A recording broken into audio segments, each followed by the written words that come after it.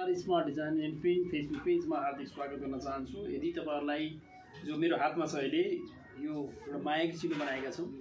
हामी चाहिँ नेपाल उत्पीडित जातीय मुक्ति समाज गुल्मीको 8औं जिल्ला सम्मेलनमा आउने पाहुनाहरुलाई दिनको लागि बनाएको।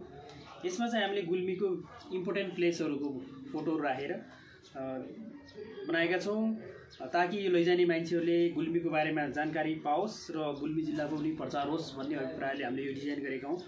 यो यति मोटो बाक्लो उडनमा हामीले बनाएका छौं। यसको चारवटा कर्नरमा सेफ्टी प्लास्टिकको सेफ्टी र पछाडि दिवारमा लगाउनको लागि यो काँटी जुडाउने लक पनि छ।